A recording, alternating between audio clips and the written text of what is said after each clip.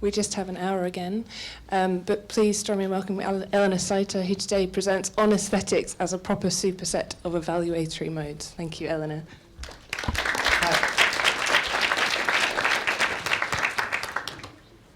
So,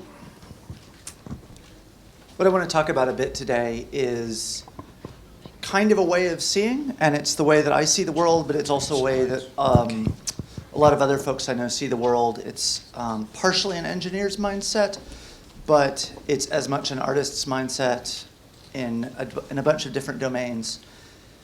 This is how systems people see the world, and it seems to be a way of seeing that is becoming increasingly common across groups of my peers, but across people who are trying to understand how whatever this thing that we're living in works now.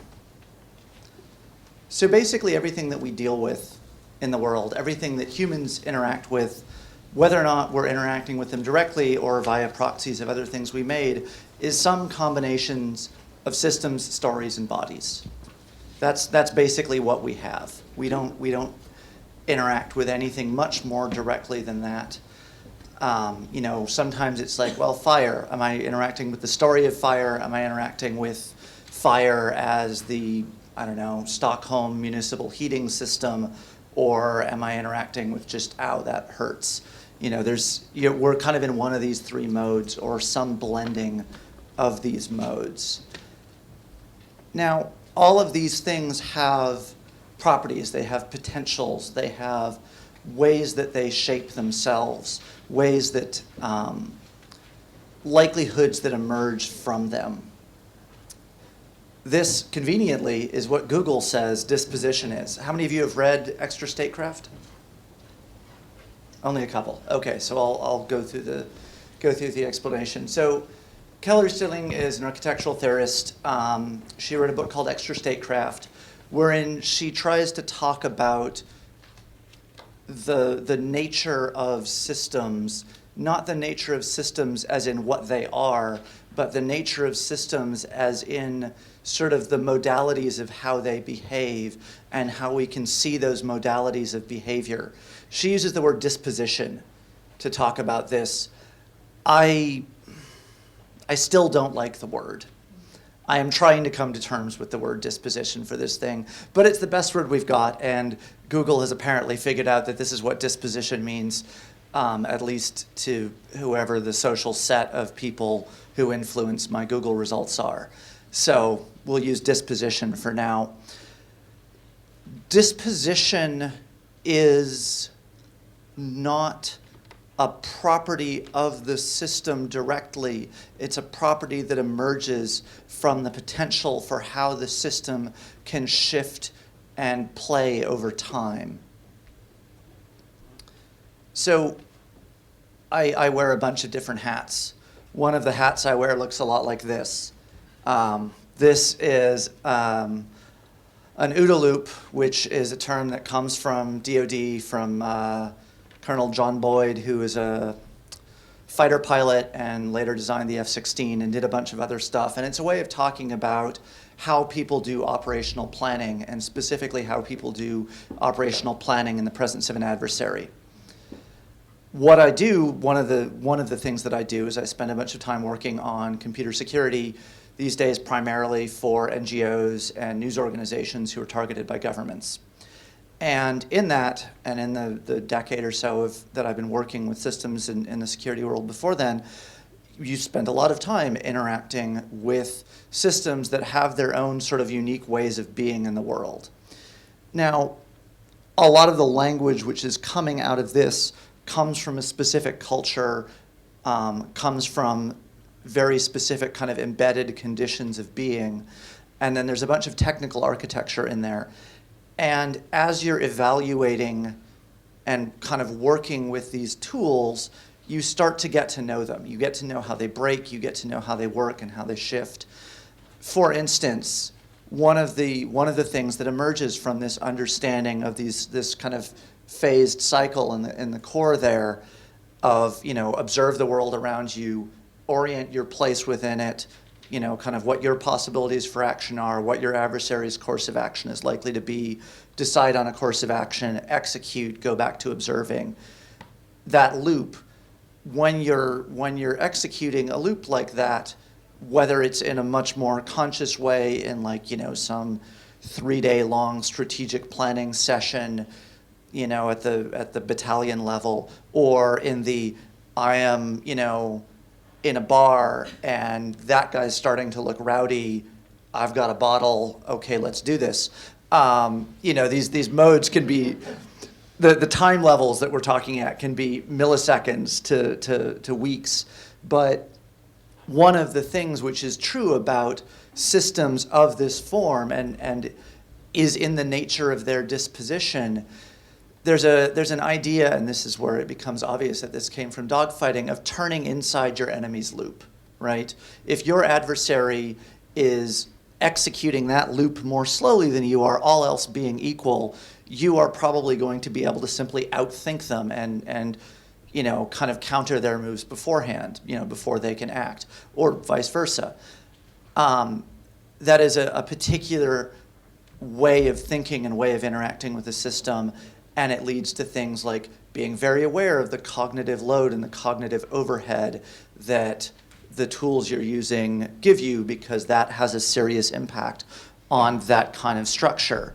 So you start learning about the form and the disposition of that thing. Stories are also things that have dispositions. This will be a slightly longer digression. One of the other hats that I wear is I go play in the Nordic LARP community. So probably when you think about live action role playing, you think about people running around in the woods, hitting each other with foam swords and pretending to be orcs. So they did that in the 80s, and then they grew up, and they decided it would be interesting if they told real stories. So this was the first game that I played in the community in 2012. And this was a story, it was played in Norway, but it was set on the Hudson River in upstate New York over 3 consecutive 4th of July parties in the gay scene at the start of the AIDS epidemic. And it was a recreation, an understanding, kind of a journey into the experience of what that story is and what that story means, what that piece of history means, with the depth and seriousness that the topic deserves, but not just about the fear of death, also about happiness and friendship and desire and all of the other things that were part of that, are part of any lived context, but we're very much part of that context. So one of the interesting things about Nordic LARP as a medium is it is a medium where the mechanics of stories become more obvious because they're collectively constructed. This is, there were no scripts in this event. This is not something where, we all kind of studied, lines beforehand. We had roles, we had characters, we had relationships, and you sort of see the building blocks that the story is made up out of, and then the story emerges from collective action. And there's a very different kind of disposition to building a structure like this, to executing a structure like this, than there is to that absolutely pared down, not unemotional, because you're still thinking intuitively and emotionally in the middle of that kind of adversarial OODA loop. All of those, you've still got all of that hardware engaged, but it has a very different disposition. One of the other things that playing with stories explicitly lets us do is it lets us look at and think about how specific stories lend themselves to telling and the shifts that those stories make in the system view. And we flip back between the system story, narrative story, body story, body system, flipping back and forth between these viewpoints, and you start seeing a better picture of kind of the patterns that build these things up emerging from them. So when I talk about aesthetics, I'm not talking about the image of the system, right? This is not saying, so, for instance, one of Easterling's examples in Extra Statecraft is the Kenyan mobile phone system, right? And, and this brings to mind a bunch of probably fairly hackneyed images about, leapfrogging and this and that, but all the physical images of how one imagines a mobile phone system. It's much more about, the dynamics of the spread of communication systems, the dynamics of the economics. That's where the aesthetics that we're talking about is located. It's a systemic aesthetics. It comes from deep practice and experience with systems. So in my security life in the professional consulting world, I spent probably 5 or 6 years mostly doing code review, which is basically reading line after line after line of source code to try and understand what's going on and see where there may be bugs in the system. I probably read 20 million lines of code in 6 years. And what emerges from that is, at first you just see code, and then you just start seeing patterns in the code of like, oh, this is the structure that they're doing here, or okay, this is this kind of development team. And eventually you don't really see the code as much in the same way. You just see, oh, this function looks really ugly. Like there's something ugly here. I don't know what it is. I don't know quite what's going on. I possibly haven't even read it that well, but there's something ugly here. And you find yourself using this aesthetic shortcut to kind of bounce around a bunch of the explicit logic. And you get this understanding of the fitness of is this thing doing the thing that it's trying to do? And you get the same thing when you're looking at narratives, when you spend a bunch of time with narrative. It's this intuitive understanding of, does this thing work? Is the shape of this thing the shape of the world that I'm looking for? One of the really interesting places where we've seen this really actually kind of drive design for a long time is in aircraft, right? So when we first started trying to fly with things, we killed a lot of people and weren't very successful. But a few times we got lucky, but we didn't really understand what was going on. We didn't know how the system worked. All we had was, well, this looks right. And it turns out that for a good while, like basically up until World War II, the first principle that every single aeronautics designer took into account was, does this look right? Because if it looked right, it would probably fly right.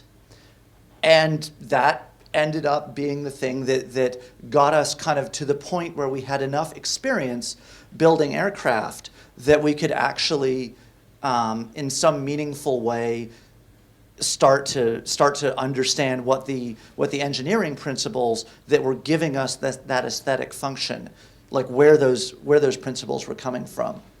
And still, you see the upper left is a really good example here. That's a Burt Rutan design. He's the guy behind the Virgin Galactic, the Spaceship One, Spaceship Two. Every single aircraft that he's designed, some of them look really weird, but they have this kind of aesthetic understanding to it, which comes very much from that tradition of, if it has a certain kind of beauty to the trained eye, it's probably going to do the right thing technically. Now, all of these things have spectacular amounts of math behind them. We understand how the math works now, and yet there's still a real resistance because this aesthetic understanding is so deeply ingrained. There's still a real resistance to building airplanes that look wrong. And none of these are airplanes that have basically any, it's not like, oh, well, if the A380 looked really weird, people wouldn't want to fly it. This is not aesthetics as a marketing issue. None of these planes are driven by marketing concerns, but they're driven, the engineers are still the ones designing them, and there's that tension. And one of the things that, as we learned more, there are some really weird, really ugly looking planes out there now that we've sort of figured out how the math works. The thing on the right is really interesting. That's a NASA plane. It's the X-29. It was one of the first experiments on inherently unstable airplanes. If the computers crash on that thing, it falls out of the sky. It cannot fly without computers. And the forward swept wings, there's an ugliness there that if you've spent time with the aeronautical engineering space, you know, this is the kind of thing that they were resisting. This is the kind of thing of like, wait, this is weird. This doesn't make sense. Why would we build something like that? It's not going to work. You know, and so there have been counterexamples, but it's taken us a long time to get to the point where we're willing to trust the math and build those machines that really don't look like they should do anything other than fall out of the air.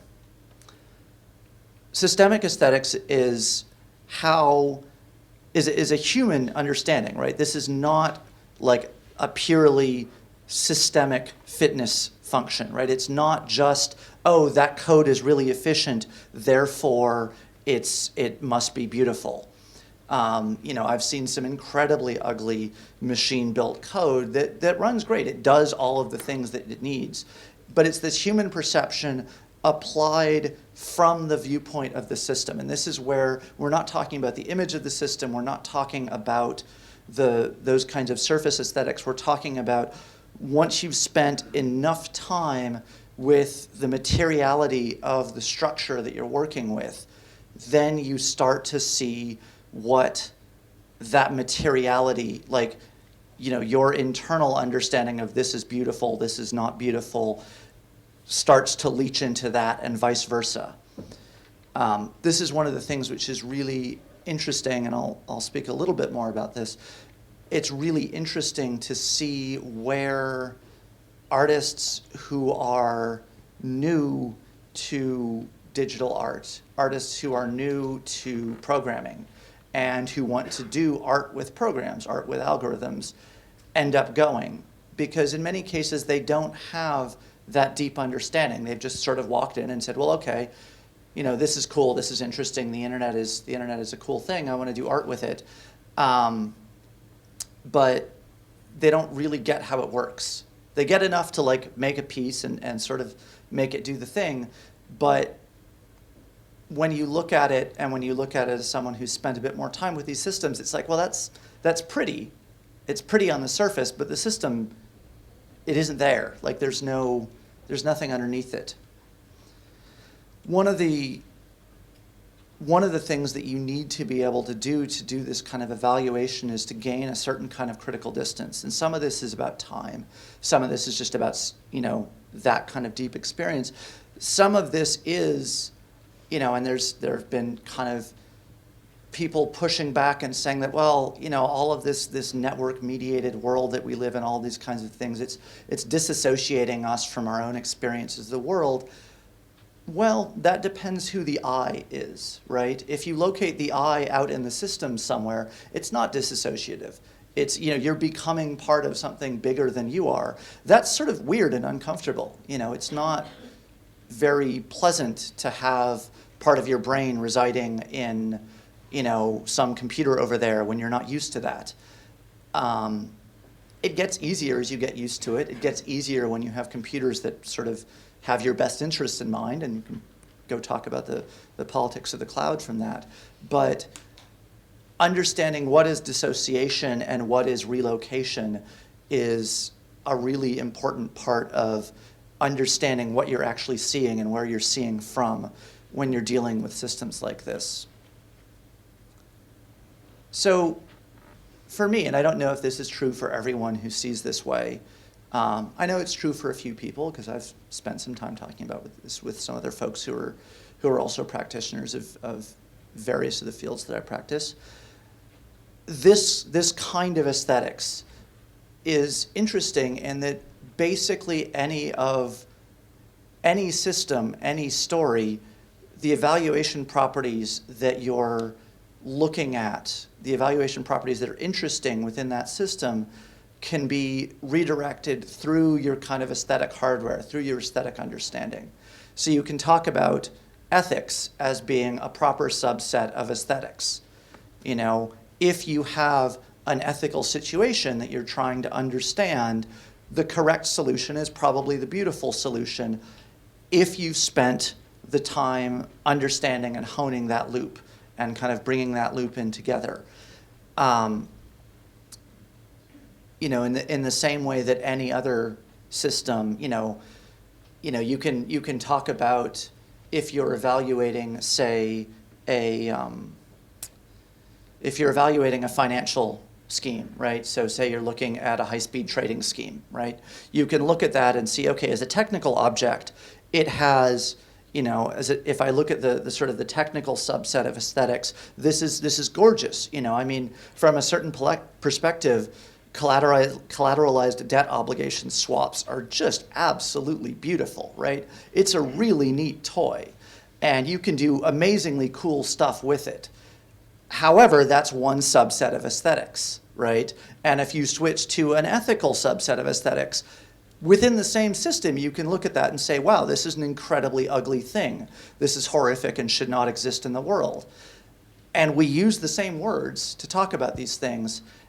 And I think a lot of us have an understanding of what is ethically ugly and what is ethically beautiful because we spend enough time with that scheme that it ends up getting wired through that aesthetic understanding. Flipping back and forth and seeing systems from multiple subsets of the aesthetic understanding at the same time is also a thing that one can do. It's a thing that requires a certain amount of time spent with it. One of the things which has been really interesting as I bounce between different communities is the degree to which aesthetics are acculturated and aesthetics are the ethical valences that come with technical systems are part of those cultures. For instance, when you go, when I was engaging with some of the material around the security world, some of that world has politics that I really like and comes from the kind of the hacker community where I've spent a lot of time. Some of it is really weird and creepy and is coming out of Department of Defense land and is coming out of the world where they're dealing with mass surveillance in a very different way, and maybe that's a good thing. And those systems carry that mental understanding with them, and they carry those politics with them and the ethics with them. One of the most hopeful moments kind of politically that I've had in the past couple of years was talking to a bunch of the folks who did some of the original design work on the internet and understanding the degree to which the political dispositions and the ethical dispositions that they had in mind when they designed some of the core protocols are still present. Now, other layers on top of them have obscured those things, but there are ways in which those dispositions have been enduring over time, which was actually surprising. It was interesting to see how early they were designed in, and this is, we're talking in the mid-70s, that these things were already being conceived and designed in, and how true they've stayed. One of the things which is really interesting around systemic aesthetics is that there is an understanding of style. If you look at the image of the system, yes, we have an understanding that you can style the way systems are presented to people. The metro system in Stockholm has a very different style than the metro system in London and than the tube. But if you jump up to the disposition level, there was a moment somewhere in 2004 when I caught myself saying to someone like, oh, this, whatever architecture for some system we were looking at really feels like a so-and-so styled system. I wonder who wrote it, and you go digging and you realize that yes, there is a stylistic component to the aesthetic sense that you derive from the disposition of a system. So I want to talk a little bit about two pieces that I've done other than the LARP piece that kind of play with and touch on this. I don't normally talk about art that I've actually done in public. I haven't been practicing that much for a few years. It turns out that when you spend all of your time fighting governments and living on airplanes, painting is a really bad hobby.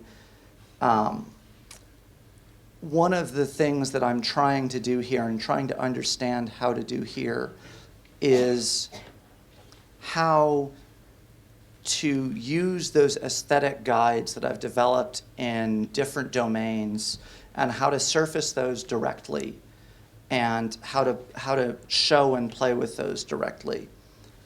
So one of the things that we see a lot of the time, again, in art that tries to look at systems is we basically see a bunch of data visualization wrapped up in a pretty package and presented as art, when really it's just data visualization. And it gives you an image created by a system, but it doesn't give you the deeper understanding of what is actually going on in the system.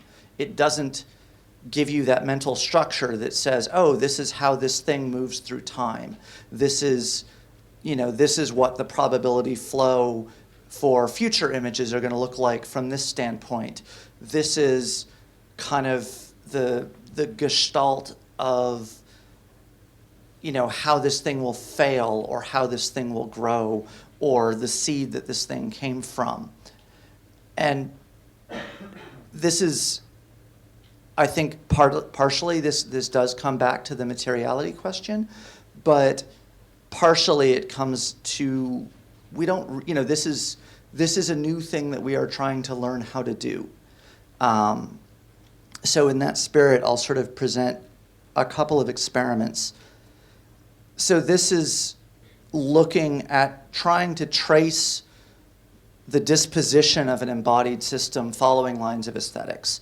So this is done at scale and done very much based on kind of freehand drawing, following the curves that the body wants to follow, and treating that as an embodied system and applying a grammar to it, and then trying to follow a line of aesthetic through that system so that you've got the technical system which creates a disposition in space, and then trying to understand how it wants to move and which of the possible moves result in the end result that has followed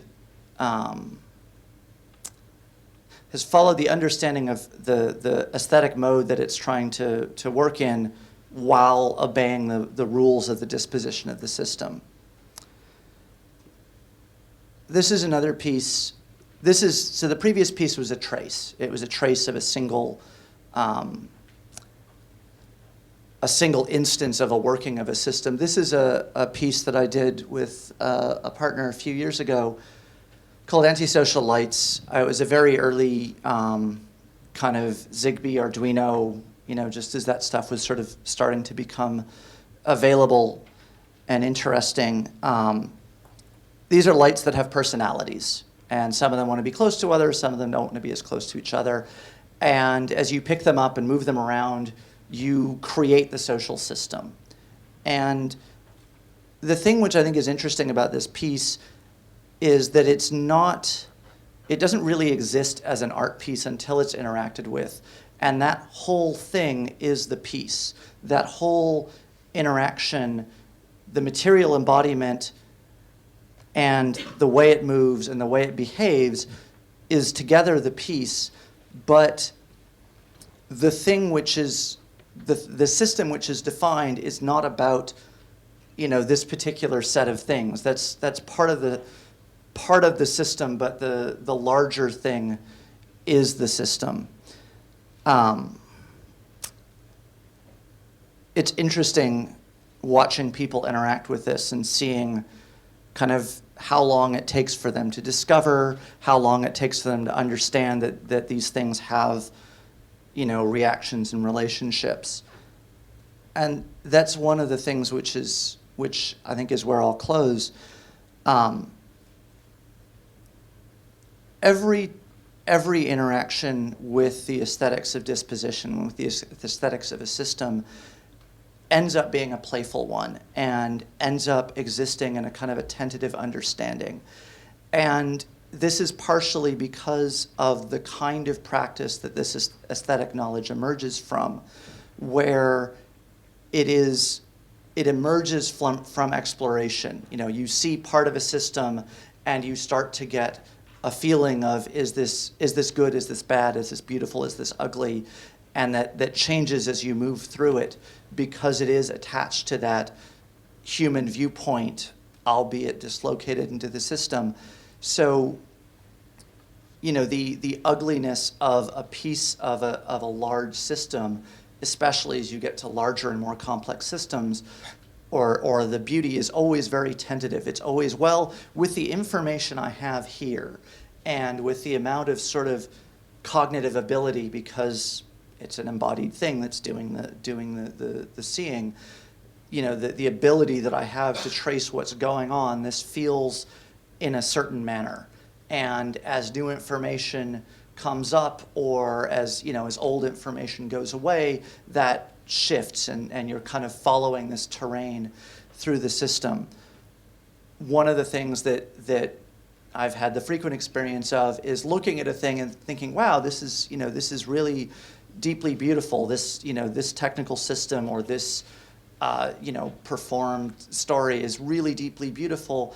And then you go away and you do something else for, you know, a few weeks, whatever. You swap that project out, and you come back to it, and it's like, wait, I know there was something here, but I don't see this thing anymore, because you've gotten just too far away from the details, and just too far away from the embodiment of those details to really be able to see the thing that made it what it was, that made it what it, that generated that emotion. And sometimes when you dive in, you find it again, and it's like, oh, right, it's this thing. And sometimes it was either primarily about the novelty of seeing something, or you've gone and changed, and you've learned, oh, okay, so there's actually a much easier way to do this thing that I was trying to do here. I remember the week in university when I learned graph theory and started dealing with graph algorithms, and suddenly the world changed, and my relationship with the technical systems that I was working on, technical systems that previously seemed really interesting, were suddenly like, well, there's actually, you know, there's a much more interesting problem here, and there's a much more interesting way of doing this. Because it's operating in this exploratory mode, it's a playful understanding. And it's often a shared understanding in communities of practice. Again, to use that graph theory example, so one of the first projects I was working on out of university, which is still something that's ongoing, was a threat modeling system to understand the security of specific technical systems. And in working with people and in collaborating with people, I found that I could always tell which bits of theory someone had had in their background, because they would find different parts of the system to be interesting or playful or beautiful. And it was a really an unexpectedly explicit demonstration of kind of how that structure worked and where these things came from. So that's what I have for you today, and I'm happy to take questions.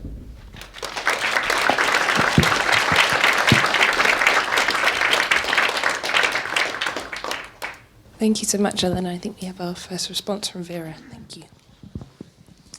Hi, thanks for your really inspiring presentation, which I also find quite a challenge, because I think there's some kind of idiosyncratic use of certain terms in it, which one has to first to kind of learn maybe to fully follow. But I really like the pairing that you're making between computer systems and role play.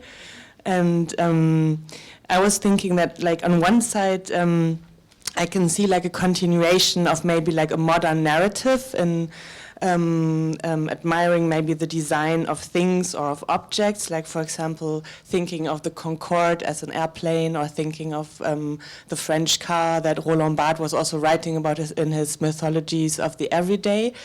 But then you also suggest this shift in perspective that one should take the place of the view of the system, so kind of being or becoming part of the system.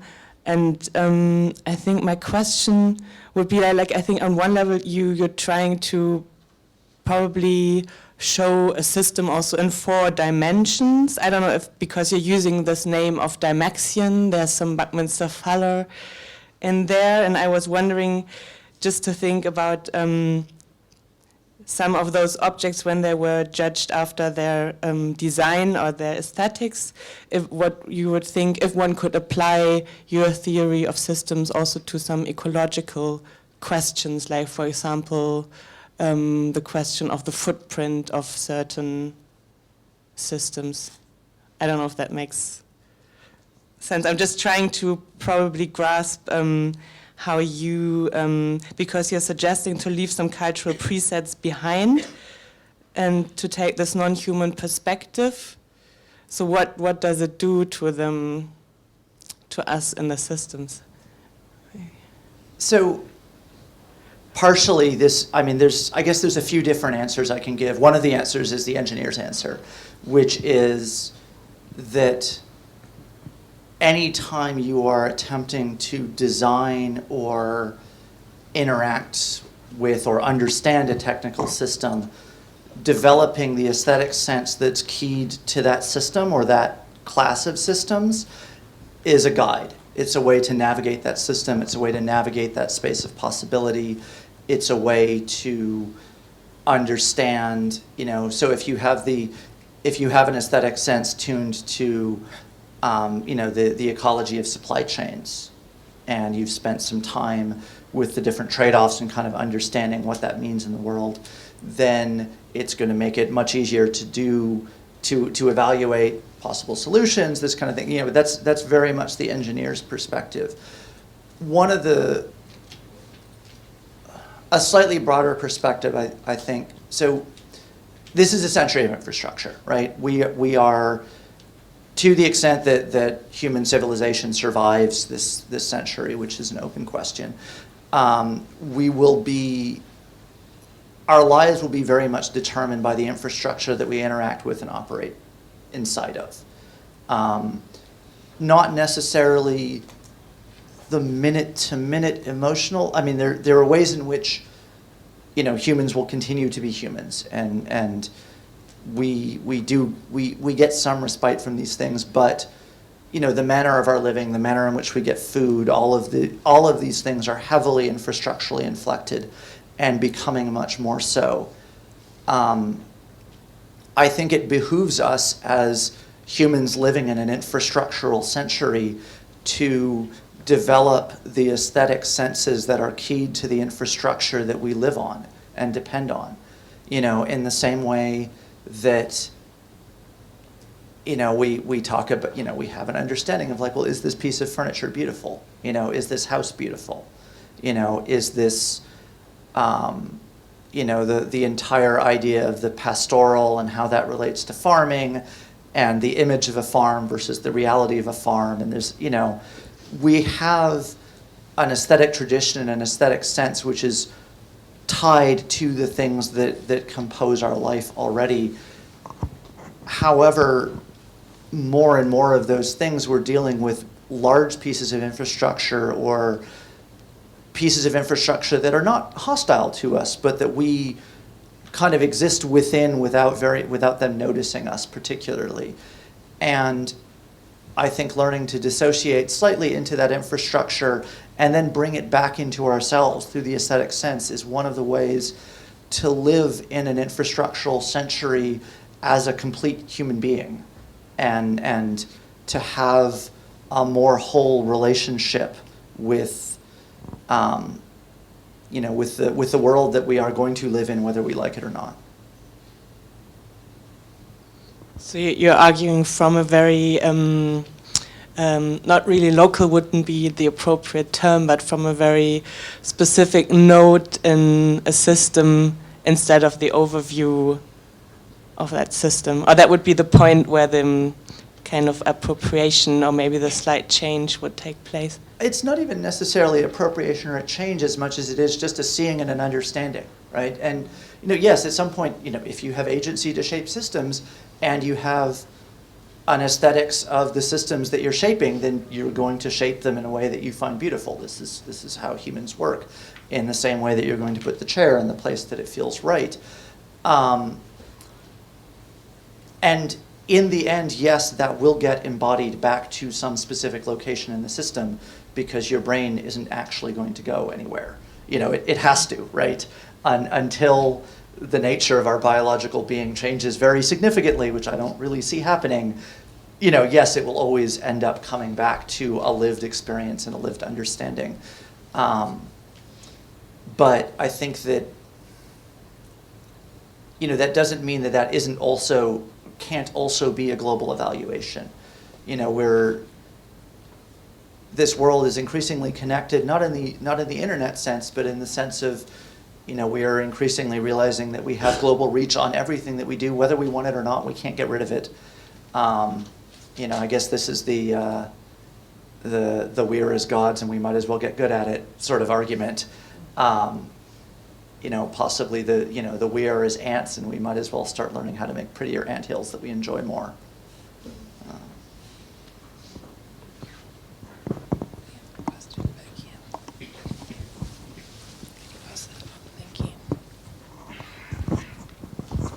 Hi there. A great discussion that you put forward. A quick question on system aesthetics, specifically as it relates to innovation and possibly disruptive innovation. And that's possibly question one, but it sort of makes me lead on to a second part question. Apologies, I really dislike it when people do this. The aesthetics of a system when one perceives it in different contexts. So particularly here talking about boundary conditions for a system. A system in isolation may look great, but when you consider it in the context of other systems, it all of a sudden becomes the ugly duckling or the whatever. And possibly, lastly, if there's anything that you would like to muse on in terms of distributed versus centralized systems in that context. Well, I guess I'll start with the first point. When I hear the word disruption, I reach for my revolver. I find the political ethics of the worldview that drives the notion that disruption is a thing that we should be looking for to be entirely abhorrent. When you see people with a straight face saying, "Yeah, this is so cool, we're going to disrupt the food system." No, you're not going to disrupt the food system. If you do disrupt the food system, we're going to have a famine. What you probably actually mean is we're going to slightly change the food system and then extract a lot of money from people. Which is not, it's disruptive to those people who are now poor, but, and innovation, again, is one of those things that, we took a perfectly good word and then we attached all of this capitalist bullshit to it. Yes, new systems are interesting. New systems are especially interesting when they let us live lives that we enjoy more, that are more beautiful, that are, what satisficing the needs that we have that are not currently satisfied. The notion that innovation is an interesting thing for the sake of innovation. Why?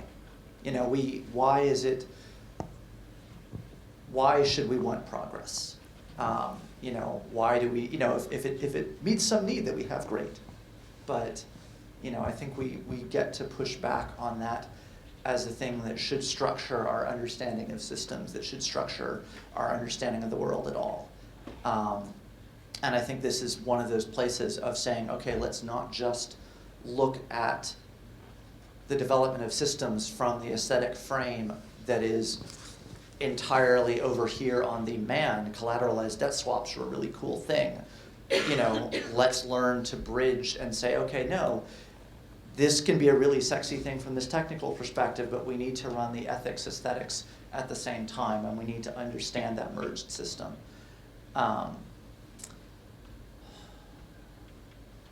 decentralization, and then what was the other one? The first one was context around. Oh, context. Yeah, I mean, so system composition is a fundamental property, right? You know, you take two systems, you understand what they mean separately, you plug them in together, and they now mean something completely different.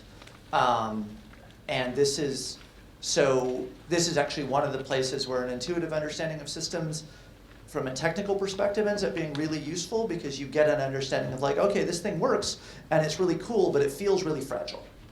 You know, it feels like this is not going to go well in the real world.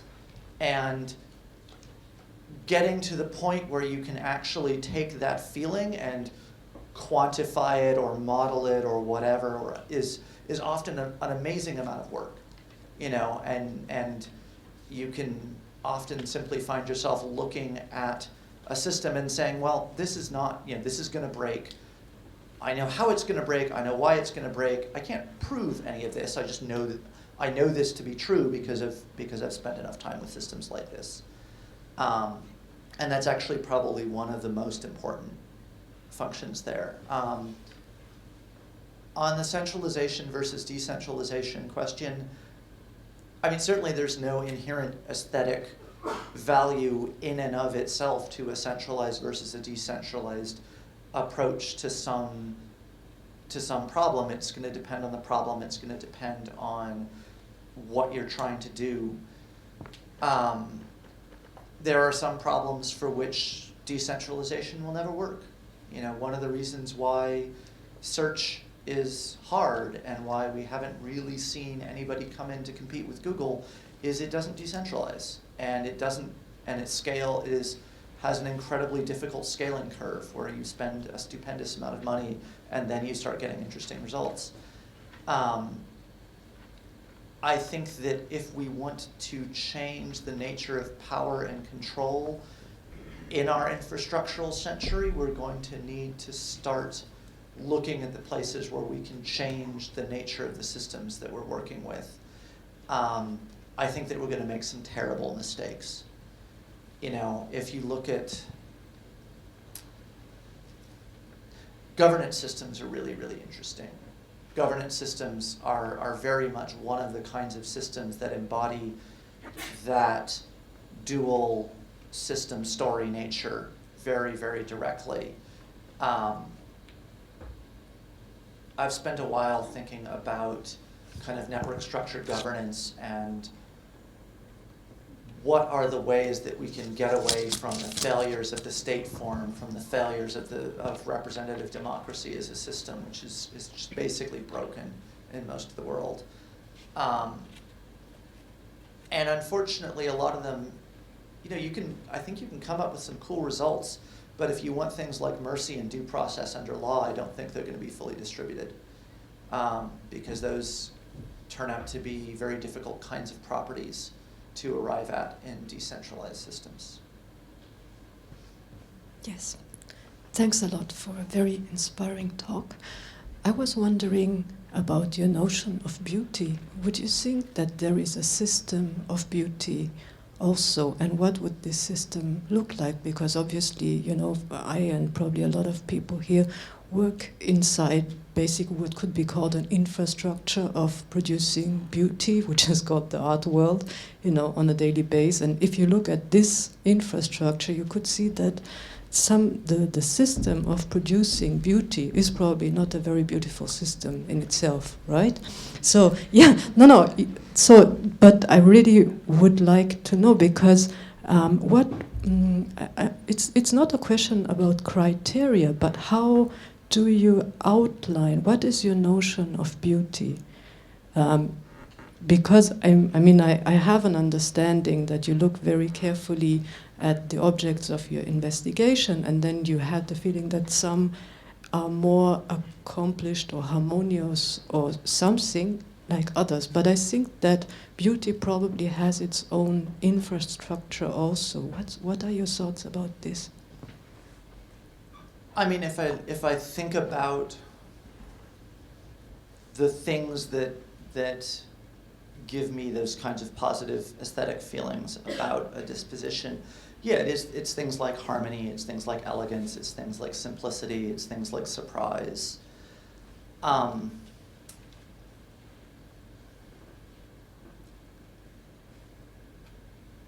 Moving from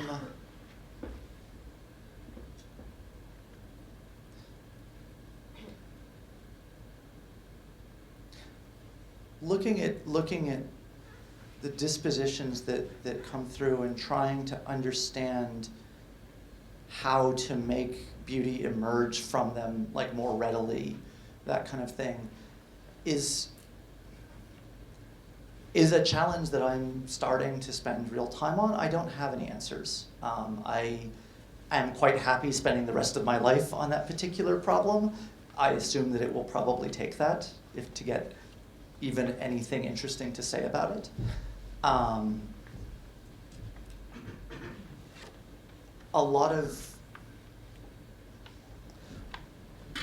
guess the thing that I'm starting to look at and the thing that I'm starting to think about right now is how do we teach recognition? Because that seems like the first thing of, getting the mindset that lets you get to the point of seeing a disposition and then understanding, is this good or is this not? Because I think a lot of where the interesting systems come from, a lot of where the beautiful results come from is having a certain degree of instinct there and then kind of saying, okay, I want, this slice through a system and this slice through a system and this slice through a system, and then let's kind of optimize across those three slices, and then you start ending up at interesting points within that structure. And this is kind of like the dissociation, it's, I think that there are things which are useful for a more systematic perspective, that it lets you get distance from and concretize some of the questions that you need to answer and some of the questions that you need to ask. To a certain degree, though, a lot of this is just going to be exploration. A lot of this is just, I don't think there were really any shortcuts. I don't think there were really, I don't think that's even really what we're looking for if we're trying to produce more beautiful systems. It's, play is probably the most interesting thing of just saying, okay, let's find ways to play with these systems before we commit to them. Let's find ways to prototype, let's find ways to explore, and let's let more people do that exploration. This is actually at the root of why I think the LARP stuff is interesting, because it's a way, you can use it for a lot of different things. You can use it to tell these kind of first person, present tense, plural network stories of the world, to understand, okay, well, this is a little arc through what it might have been like to be around in a certain period or a certain era or a certain fictional world or whatever. And it gives you a very different kind of view than you're going to get from reading a book, because you have agency in the world and you have embodiment, you have a deeper understanding. But it's also a thing that lets us do cultural prototyping. It lets us say, hey, so we've got a system that we've built and we think it's kind of cool. What does it feel?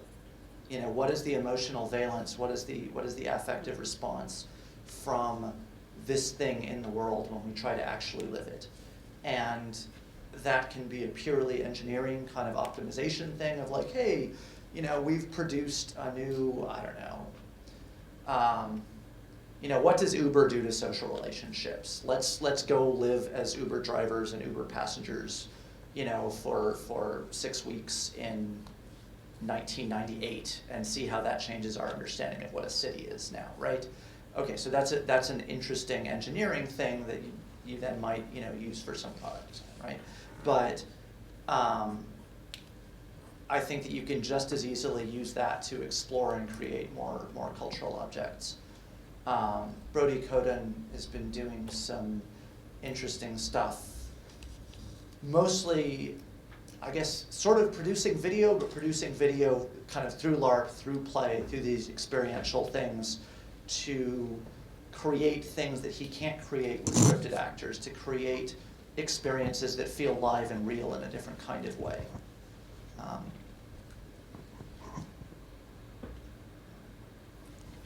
I know there are a couple more questions, but I hope that maybe we can pick up on these this evening as part of the panel, because we need to wrap up. But please join me in thanking you, Eleanor. It was fantastic, and thank you for sharing your work with us today as well. Thank you.